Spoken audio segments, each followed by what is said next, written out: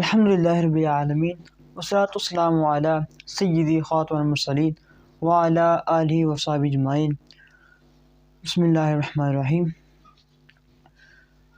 ابھی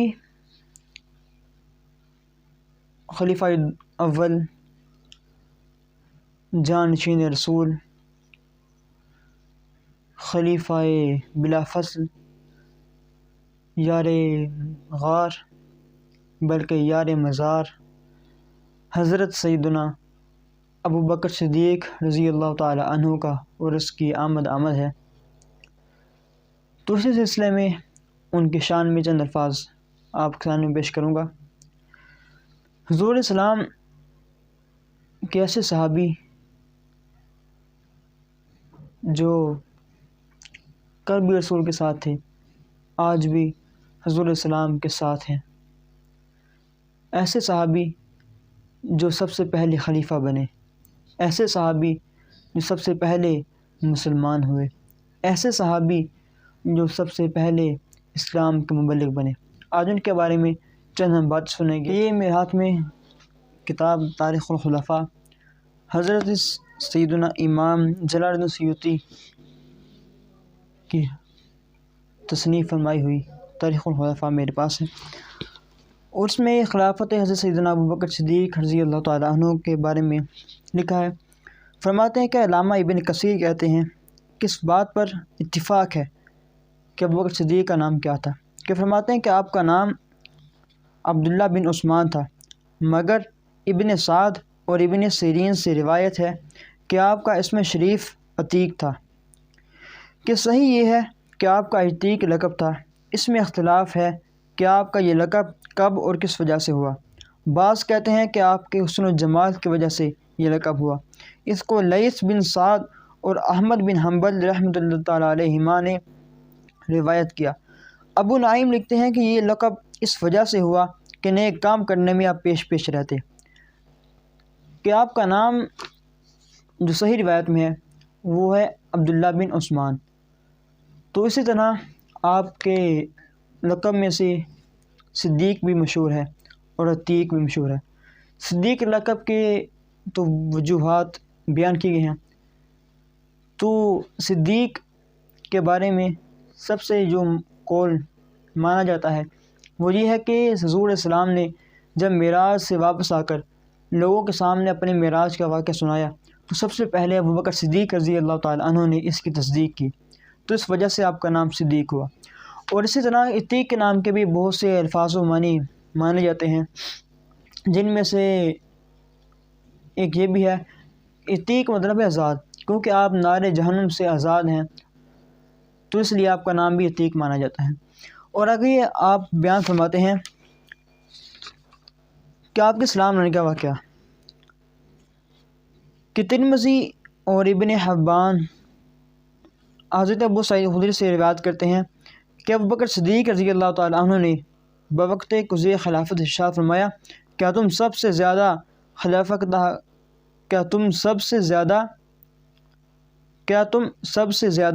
خلافت کا حقدار نہیں؟ کیا میں سب سے پہلے ایمان نہ لایا؟ وغیرہ وغیرہ۔ علی المرتضیٰ کرم اللہ تعالیٰ وجہ کریم فرماتے ہیں کہ سب سے پہلے ابو بکر صدیق اسلام لائے، اور ابن ساکر نے روایت کیا کہ اب یہاں مولا علی خود حضرت ابو بکر صدیق کے بارے میں کہہ رہے ہیں کہ وہ خود ایمان لائے، اور یہ کچھ کہتے ہیں کہ ابو بکر صدیق اور صحابہ کرام کی اہل بیت سے دشمنی تھی اور اہل بیت کی ان سے دشمنی تھی، تو ان کو یہ روایت مولا علی خود فرما رہے ہیں کہ سب سے پہلے جو ایمان لائے وہ ابو بکر صدیق ہیں۔ اور اسی طرح آگے بھی آپ کے بارے میں کئی روایات اور کئی اقوال بھی ہیں،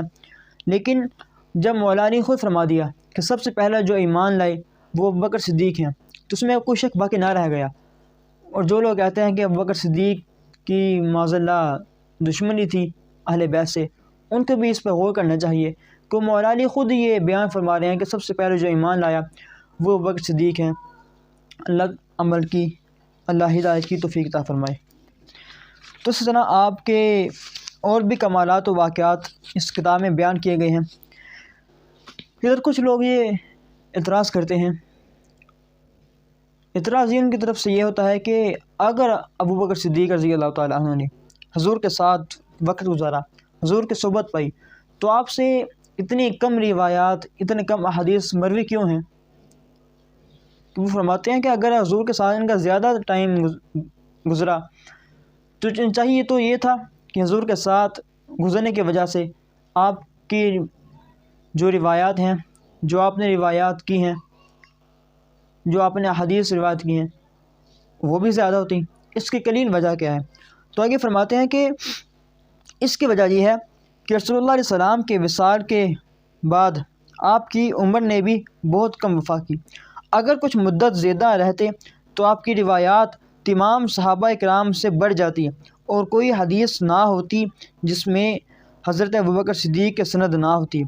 دوسرے صحابہ کرام کو ابوبکر صدیق سے روایت کرنے کی اس لیے ضرورت نہیں پڑی کہ وہ حضرات بھی اکثر حضور کے ساتھ ہی رہا کرتے اور حدیث سنا کرتے،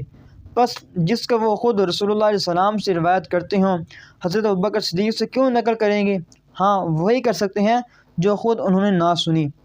اس کے جواب انہوں نے یہ بھی دو جواب دیے اس بات کے کہ یہ حضور علیہ السلام کی جب وفات شریف ہوئی تو اس کے بعد بھی ابوبکر صدیق کی زندگی نے بھی ان سے وفا نہ کی۔ تو دوسری بات یہ کہ اکیلے ابوبکر صدیق ہی نہیں جو حضور کی صحبت میں بیٹھے، بلکہ اور بھی صحابہ کرام تھے جو حضور علیہ السلام کی صحبت میں بیٹھے، جیسے کہ حضرت ابو ہریرہ کا ایک مشہور واقعہ کہ وہ حضور علیہ السلام کے بارے میں حاضر ہوئے اور کہا یا رسول اللہ میں جو بھی بات سنتا ہوں مجھے یاد نہیں رہتی، تو کچھ دعا فرمائیے۔ حضور نے اپنی چادر مبارک پھیلائی اور 2 ہاتھ بھر کے اس میں ڈال دیے۔ اب اللہ ہی بہتر جانتا ان ہاتھوں میں کیا ایسی برکت تھی کہ وہ ابوبکر صدیق رضی اللہ تعالیٰ عنہ کے مقتدی ابو ہریرہ رضی اللہ تعالیٰ عنہ سے فرمایا حضور نے کہ ابو ہریرہ اس چادر کو اپنی سینے سے لگا دو۔ ابو ہریرہ رضی اللہ تعالیٰ عنہ فرماتے ہیں کہ جب سے میں نے وہ چادر اپنے سینے سے لگائی نا، مجھے کوئی بھی حدیث، کوئی بھی بات جو حضور علیہ السلام سے سنی وہ کبھی بھولی نہیں۔ تو وہ ایک جگہ پہ ابوبکر صدیق رضی اللہ تعالیٰ عنہ ان کی زندگی بھی حضور علیہ السلام سے وفات شریف کے بعد بھی بہت کم رہی۔ اور دوسری بات کہ خود ابو ہریرہ رضی اللہ تعالیٰ عنہ نے فرمایا کہ میں نے جب بھی کوئی رسول پاک سے بات سنی تو مجھے بھولی نہیں۔ باقی صحابہ بھی کرام بھی تھے نا جو حضور کے ساتھ رہا کرتے۔ ایسے تو ہوتا نہیں ہے کہ دو انسان بات سنیں اور جو دونوں موجود ہوں ان میں سے ایک وہ دوسری روایت کرے۔ ہر ایک کی کوشش یہ ہوتی ہے کہ جب بھی میں کوئی کلام سنوں میں اسی سے روایت کروں جس سے میں نے سنا، بلکہ ایسے تو وہ کرتے ہیں جو ادھر موجود نہ ہوں کہ وہ کسی صحابی سے کسی اور صحابی سے حضور علیہ السلام کی بات کو روایت کریں، تو جہاں وہ موقع پہ موجود ہوا اس کو کوئی ضرورت پیش تو نہ رہی کہ وہ بھی کسی صحابی سے روایت کرتے، حالانکہ وہ خود میں موقع پہ موجود ہیں۔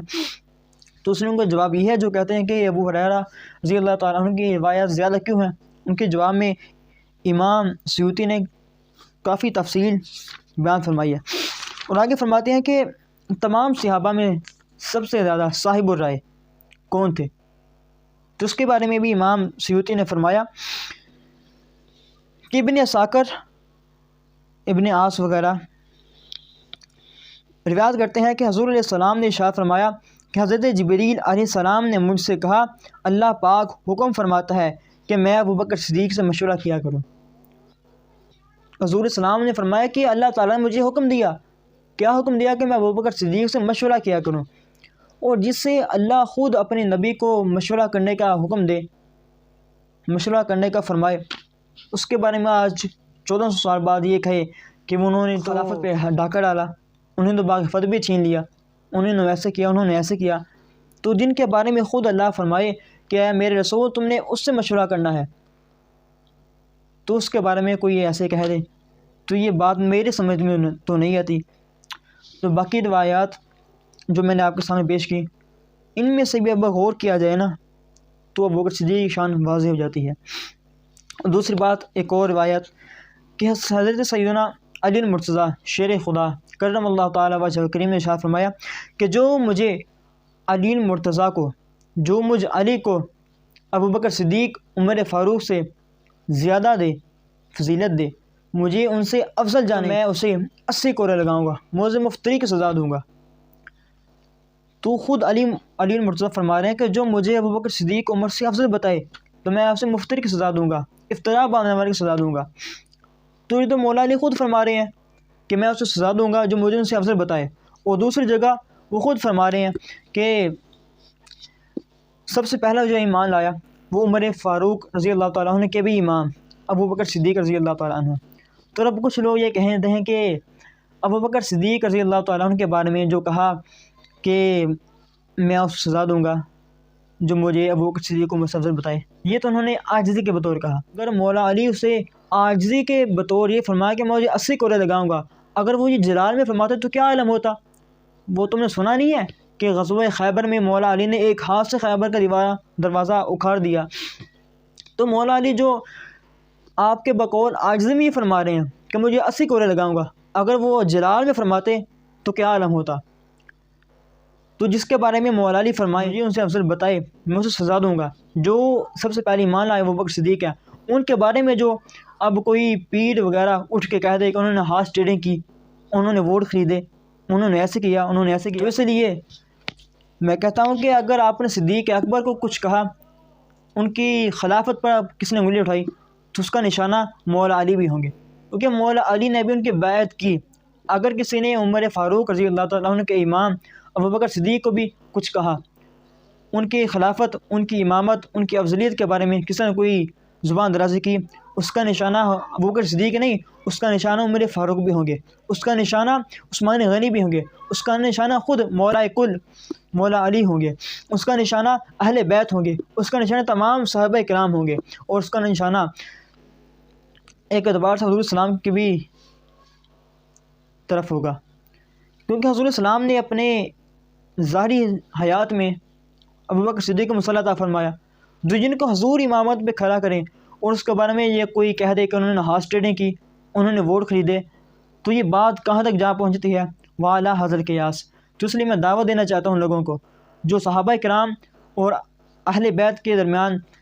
پھوٹ ڈالنے کی کوشش کر رہے ہیں، کہتے ہیں کہ صحابہ بھی ایک فرقہ ہیں اور اہل بیت بھی فرقہ ہیں، یہ فرقہ نہیں ہے، جو صحابہ کی طرف ہو اور اہل بیت کی طرف نہ ہو وہ بھی مردود، لیکن جو اہل بیت کی طرف ہو صحابہ کی طرف نہ ہو وہ بھی مردود ہے۔ اس لیے صحابہ و اہل بیت میں دونوں کا نوکر ہوں، میں جو کچھ ہوں رسول پاک کے ٹکڑوں پہ پل کر ہوں۔ اللہ کے بارے میں دعا ہے اللہ پاک ہمیں صحیح معنوں میں صحابہ کرام کو ماننے اور اہل بیت کی بھی ماننے کی توفیق عطا فرمائے۔ وما علینا الا البلاغ المبین، آمین۔